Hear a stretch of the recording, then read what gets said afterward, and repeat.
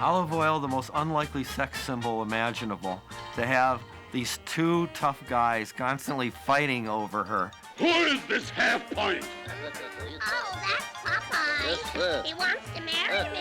Oh, yeah? Well, you're too late. Yet, what was she? She was basically a literal string bean, and as goofy as can be. She's perfect. Because she isn't voluptuous and they love her, it's a good thing, you know? She's fickle, though. Popeye, I'm plain crazy about aviators. If I go away with one, goodbye, I'll live. She's one of the few female characters that they can do physical stuff with. They can tie her legs in knots. You know, they can wrap her arms around her neck. It's the kind of thing where I don't think there's ever been as flexible a cartoon character as Olive Oyl. She really embodies animation in that way. I think Olive Oyl is a wonderful character with her big feet, and she's taller than Popeye, and she's such a sucker for every man that's walking down the street, and she's so unpredictable. Ultimately, I think it was Olive Oyl I found the most interesting. She started as a stowaway on the boat that Popeye was first hired to sail, and he just found this woman stowed away, and it started with more or less a fight.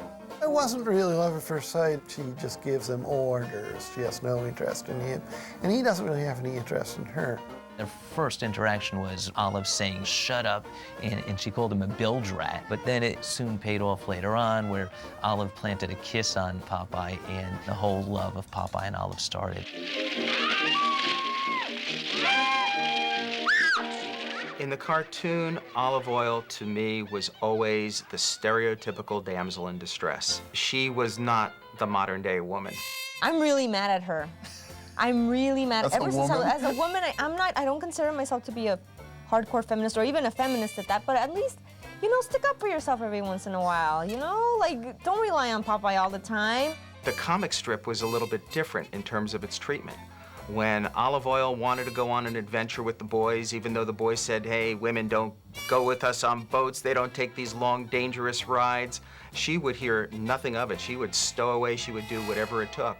And she was a much stronger and actually much more interesting character in the comic strips, the way Seagar presented her.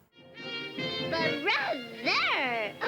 What a mess of muscle. She's always such a whiner, and she's like so fickle, and she's like a bit of a tart. You're a was-been, and I'm through with you.